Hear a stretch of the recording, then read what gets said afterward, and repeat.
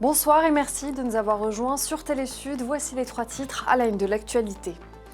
Plus que 2 semaines au Nigeria pour les 18 candidats à la présidentielle pour faire la différence. Même si la victoire semble se jouer entre les 2 grands partis du pays, un homme fait figure d'outsider, c'est Peter Obi.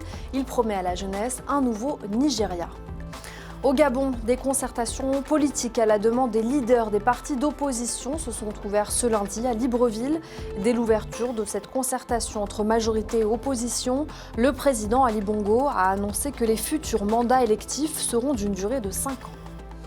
Et alors que les espoirs de sauver de nouveaux survivants s'amenuisent en Turquie, l'aide humanitaire continue d'arriver.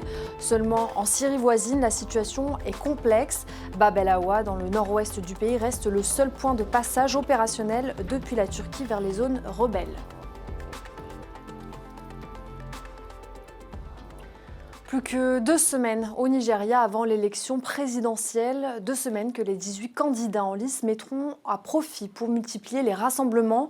Même s'il n'est pas le favori des sondages, un candidat, Peter Obi, croit en ses chances. C'est l'outsider de ces élections, Swiles Bay. Un nouveau Nigeria, c'est la promesse affichée par Peter Obi, candidat à la présidentielle nigériane samedi, lors d'un meeting géant.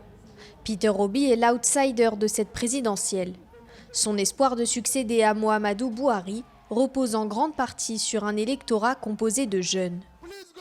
S'il vous plaît, sortez le 25 février. Votez pour le LP, votez ce jour-là. Restez sur place jusqu'à ce que les bulletins soient comptabilisés. Vous avez toutes les dates. Une fois que nous aurons gagné les élections, c'est le début d'un nouveau Nigeria. C'est le début d'un nouveau Nigeria.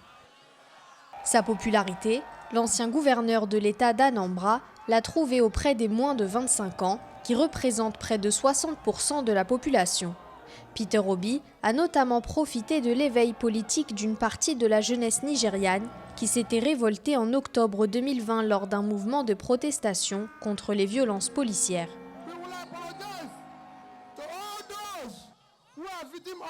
À toutes les victimes de brutalité policière, tous ceux qui ont souffert aux mains du gouvernement, nous leur présenterons nos excuses. Nous ferons en sorte que cela ne se produise plus jamais.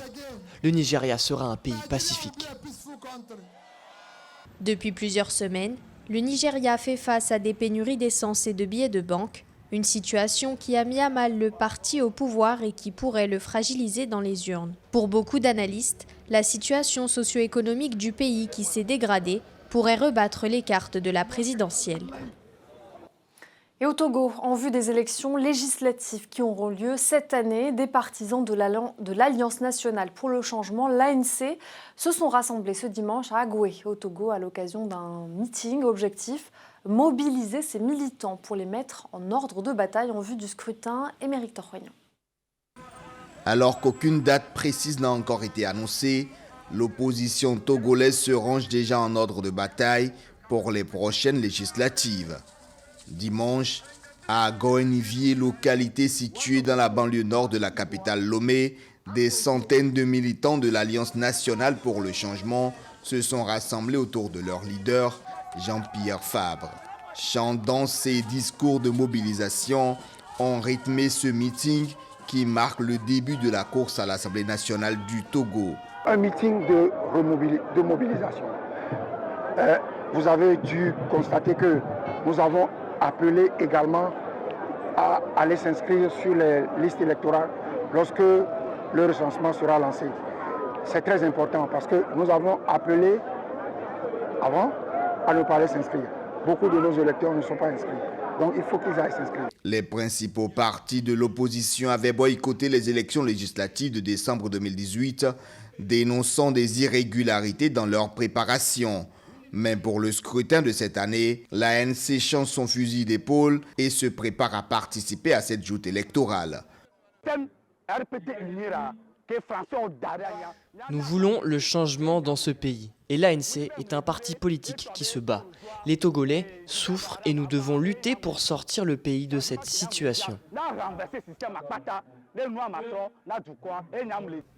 Ce meeting, les militants de l'ANC l'ont espéré de longue date. Mais depuis mars 2020, les rassemblements de l'opposition sont devenus rares dans le pays. Ils étaient régulièrement interdits à cause des restrictions liées à la pandémie du Covid-19, selon le gouvernement. Je me réjouis, car le pouvoir en place nous a plusieurs fois empêchés de nous rassembler. Nous devons nous réveiller, car ce pays est mal gouverné. Tous les chapelles politiques se préparent pour ces législatives et régionales auxquelles plusieurs partis d'opposition annoncent déjà vouloir prendre part. Début janvier, le gouvernement a mis sur pied la commission chargée d'organiser ces élections. Je vous le disais en titre, au Gabon, des concertations politiques à la demande des leaders des partis d'opposition se sont ouvertes ce lundi à Libreville. Dès l'ouverture de cette concertation entre majorité et opposition, le président Ali Bongo a annoncé que les futurs mandats électifs seront d'une durée de 5 ans. Émeric Torognon. Plusieurs partis politiques l'ont réclamé. Elle s'ouvre enfin ce lundi à Libreville. La concertation initiée par le président Ali Bongo en prélude aux prochaines élections dans le pays réunit les leaders des formations politiques gabonaises. À 6 mois de la présidentielle, ce face-à-face majorité et opposition devra permettre de définir les conditions pour la tenue d'un scrutin apaisé. La concertation qu'il appelle pour le lundi 13 février avec toute la classe politique gabonaise. C'est un moment que le chef de l'État veut important pour notre pays parce qu'il s'est engagé aux yeux de la nation et à l'international à mettre en œuvre tous les éléments pour parvenir à des élections apaisées. Même si certaines formations de l'opposition se montrent prudentes, plusieurs parmi elles ont déjà confirmé leur participation. Dans une tribune publiée ce lundi, la présidente de l'Union nationale, l'un des principaux partis d'opposition, espère que cette concertation débouchera sur des mesures qui garantiront la transparence électorale pour des élections crédibles et apaisées. Il importe que soit proclamé le caractère exécutoire des résolutions qui en sortiront. Leur traduction en projet de texte devra être du ressort de comités paritaires mis en place de façon consensuelle. Cette concertation politique, qui se déroule sous la supervision du président Ali Bongo en personne, sera l'occasion pour aborder les sujets comme le toilettage du code électoral ou encore la réforme des missions du Centre gabonais des élections dont le président a été élu vendredi. Cette rencontre est visiblement l'amorce de la volonté de toute la classe politique gabonaise d'éviter des violences au terme des élections qui auront lieu dans 6 mois. En République centrafricaine, cela fait 1 an que le Premier ministre Félix Moloua est arrivé à la primature. Devant les médias centrafricains, il a dressé le bilan de ses activités à la tête du gouvernement. Une rencontre avec la presse dominée par des questions relatives aux défis sécuritaires et socio-économiques. Notre correspondant Roland Jean-Paul Chibinda y était. C'est effectivement le 8 février 2022 que M. Félix Moloua a été nommé Premier ministre chef du gouvernement par le professeur Faustin Archange Touadéra en remplacement de M. Henri-Marie Dondra. Au moment où la République centrafricaine était en train de sortir progressivement de la période de crise sécuritaire à répétition et au moment où la croissance économique avoisinait les moins 37%. Un véritable challenge auquel il fallait trouver des solutions. C'est une récession excessive. Grâce à Dieu, avec la contribution de la résilience du peuple centrafricain, la contribution de nos partenaires, nous avions à un moment donné revenu avec la croissance. À ne pas surtout perdre de vue, entre autres, la suspension des appuis budgétaires par certains partenaires au développement. C'est à ce moment que le choix a été porté sur moi. Au moment où notre pays ne bénéficiait plus d'appui budgétaire. Nous étions encore en train de mettre en œuvre le programme de référence avec le Fonds monétaire international. Comment alors sortir de cet imbroglio d'assistance financière qui n'a pas de tête ni de queue? C'est vrai, c'est un contexte extrêmement difficile, tendu. Au niveau trésorerie, Mais nous avons pensé que nous pouvions faire mieux en nous remettant en question. À travailler pour améliorer les recettes domestiques. C'est-à-dire qu'à mobiliser nos propres ressources. Mettant l'accent sur la bonne gouvernance. Qu'est-ce qu'on peut alors retenir d'essentiel de ce premier anniversaire du Premier ministre Félix Moloa à la tête du gouvernement centrafricain? À ce jour, en un an, je ne peux pas aujourd'hui dire que nous avons réussi le combat. Nous avons gagné le combat. Mais nous avons ouvert des chantiers. Nous commençons par respecter notre administration. Voilà, le décor est ainsi planté. Il y a véritablement des pistes qu'il faut à tout prix aménager, voire reconstruire, afin que la République centrafricaine atteigne progressivement et véritablement ses objectifs de paix et de relèvement socio-économique. C'est l'un des plus grands exercices militaires d'Afrique de l'Est qui a débuté ce lundi au Kenya. Près d'1 millier de participants venus de 20 pays d'Afrique, d'Europe et d'Amérique sont arrivés dans le pays pour cette grande manœuvre, parmi lesquels des militaires mais aussi des civils. L'objectif est d'améliorer la préparation de la force conjointe américaine et de ses partenaires impliqués dans des opérations de maintien de la paix, de gestion de crise ou d'assistance humanitaire sur le continent africain. Il est dirigé par le commandant des États-Unis pour l'Afrique de l'Est. 12 morts dans une attaque au Burkina Faso, un responsable malien qui prédit la reprise des hostilités avec les ex-rebelles et une journée de célébration au Cameroun pour les 90 ans du président Paul Biya. C'est le reste de l'actualité réalisée par Soules Baye et Noël Dong. Au moins 12 personnes ont perdu la vie dans une attaque djihadiste présumée dans le nord du Burkina Faso. Des hommes armés ont ciblé le commissariat de police, la mairie et une école à environ 40 km de Dori dans la région du Sahel. Le bilan de 12 morts risque de s'alourdir, compte tenu des blessés et des disparus. Depuis plusieurs semaines, les attaques attribuées à des djihadistes présumés ne cessent de se multiplier au Burkina. Lundi dernier, 10 gendarmes et 2 volontaires pour la défense de la patrie, supplétifs de l'armée au Falagountou dans la région du Sahel, ont été tués.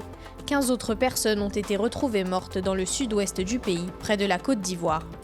Au Mali, un responsable du Conseil national de la transition prédit la reprise des hostilités avec les ex-rebelles participant aux accords d'Alger. Dans une vidéo publiée vendredi sur Facebook, Amadou Albert Maïga a déclaré que la guerre était inévitable à Kidal et que l'armée malienne allait bientôt engager les opérations pour reprendre le contrôle de Kidal. Les propos d'Amadou Albert Maïga surviennent dans une période de tension entre la coordination des mouvements de l'Azawad et Bamako. La CMA a immédiatement condamné la déclaration d'Amadou Albert Maïga et pris la communauté internationale à témoin. Le Cameroun célèbre ce 13 février 2023 les 90 ans du président Paul Biya. C'est à Mvomeka, son village natal à 250 km environ de Yaoundé, que cet anniversaire est célébré avec beaucoup de ferveur. 3 jours avant cet anniversaire, le président s'était adressé à la jeunesse de son pays. Dans ce discours à l'occasion de la 57e édition de la Fête de la Jeunesse, le président Biya avait invité la jeunesse camerounaise à ne pas céder au découragement ni au mirage de solutions faciles qui ne conduisent qu'à des impasses. À 90 ans, dont 41 au pouvoir, Paul Biya garde auprès de nombreux Camerounais l'image d'un patriarche. Et sur la scène internationale, le président palestinien Mahmoud Abbas a appelé dimanche au siège de la Ligue arabe au Caire le monde à protéger les Palestiniens face à Israël qui a dépassé toutes les lignes rouges.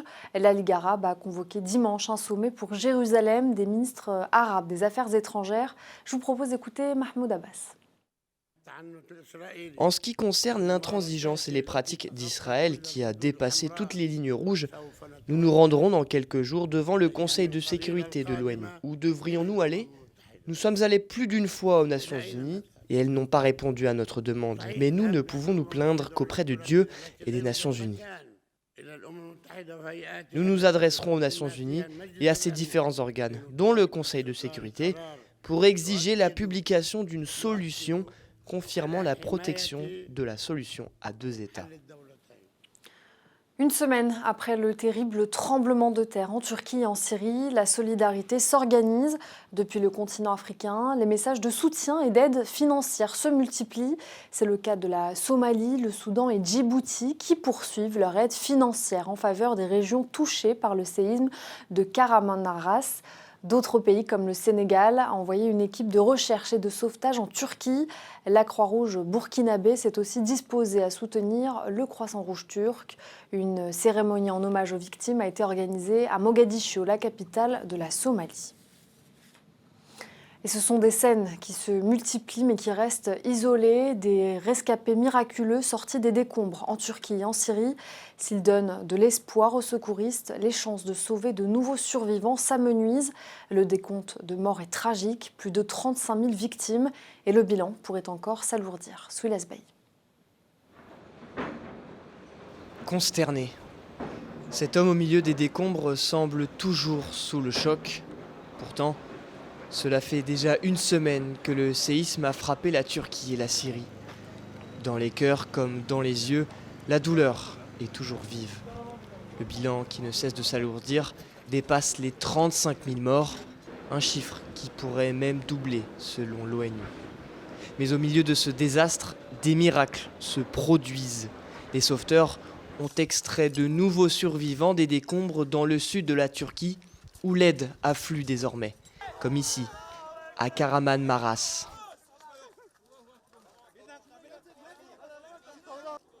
En Syrie, en revanche, la situation est toujours difficile. Bab al-Awa, dans le nord-ouest, reste le seul point de passage opérationnel à partir de la Turquie vers les zones rebelles, elles aussi ravagées par le séisme. L'aide est insuffisante selon l'ONU. Il y a eu un défi particulier immédiatement après le tremblement de terre pour obtenir de l'aide dans le nord-ouest. Nous pensons que cela est en train d'être corrigé. Mais bien sûr, cela ne peut pas vraiment résoudre tous les problèmes que nous avons eus au tout début. Mais maintenant, l'aide arrive. Pendant que l'aide commence enfin à arriver en Syrie, l'ONU souligne la nécessité de travailler dans toutes les régions du pays. Le tremblement de terre a mis à rude épreuve les hôpitaux des zones rebelles de Syrie qui manquaient déjà cruellement de personnel, de matériel et de médicaments. En France, l'examen du texte de la réforme des retraites a repris ce lundi à l'Assemblée nationale où près de 16 000 amendements restent à étudier.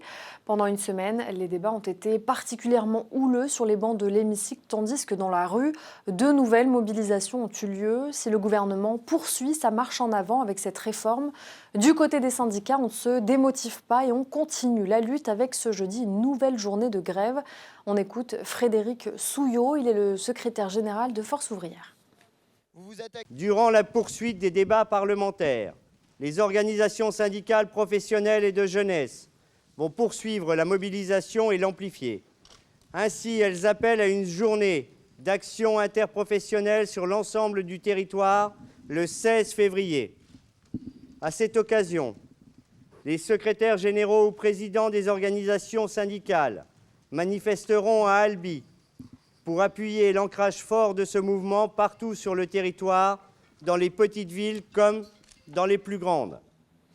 Et avant de se quitter, coup de projecteur maintenant sur cette chorale gabonaise qui a décidé de faire connaître les chants de la tradition chrétienne, mais pas seulement. Reportage. Les Gabonais racontent qu'un esprit vit dans les eaux profondes de la rivière Laloé, un esprit si puissant qui décide du destin des hommes et que les politiciens qui cherchent à y tendre leur influence lui présentent des offrandes. Dans le quartier de Damas, au cœur de Libreville, c'est pourtant un tout autre esprit que ces musiciens invoquent. Le chant sur l'aloé, ce sont eux. C'est ici où ils s'y retrouvent régulièrement chaque mercredi et samedi pour créer de nouvelles chansons, répéter et se rôder. Au sein du groupe de l'aloé, nous avons effectué des voyages et le premier concours auquel nous avons participé, c'était en Afrique du Sud. Évidemment, nous arrivions dans un environnement un peu inconnu. Comme déjà j'appelle, c'est des petits poussins qui n'étaient pas conscients de l'enjeu, mais quand même conscients que nous sommes venus faire un travail. Et nous avons rencontré des groupes extraordinaires sur place et on a travaillé. On a travaillé. Nous avons gagné ce concours. Comme j'appelle ça comme un jeu d'enfant. Il y en a qui en ont pleuré, il y en a qui étaient tous heureux. L'aventure commence modestement avec une fanfare, une guitare et quelques chanteurs. Aujourd'hui, le groupe Atypique rassemble environ 60 musiciens et une vingtaine d'amateurs venus des 4 coins du pays. Ils sont marchands, décoratrices, peintres ou encore fonctionnaires. Leurs premiers pas dans la musique n'ont pas été faciles. Ils ont dû se confronter à une société dominée par la musique classique. Mais à force de travail, le groupe musical a réussi à rallier les foules. Et aujourd'hui, l'orchestre est invité dans les galas officiels au Gabon et à l'étranger. Ayant rejoint l'orchestre dès ses débuts, Thierry veut croire en une nouvelle vie pour le groupe. Le secret du groupe vocal Le Chant sur l'Aloé, c'est l'amour. C'est l'amour parce que tout part de l'amour. Tout ce que nous faisons, toutes les pièces que nous exécutons, les pas de danse, les tenues, tout ce qu'il y a autour du groupe, ce n'est que de l'amour. Parce qu'on fait tout par nous-mêmes. On prend du plaisir à le faire et on prend aussi du plaisir à donner ce plaisir-là, à transmettre cela au public. C'est dire que 30 ans après sa naissance, Le Chant sur l'Aloé est toujours en pleine ébullition créative. Une marque de fabrique pour cet orchestre philharmonique qui reste un symbole au Gabon comme à l'international, notamment en Chine, en France ou en Afrique du Sud. Le bébé né de la volonté de 2 sœurs n'a pas fini de grandir et de nous surprendre. Et c'est la fin de ce journal. Merci à tous de l'avoir suivi. Demain, ne manquez pas Laurent Leleu pour l'édition de la mi-journée. En attendant, continuez à vous informer sur Télésud.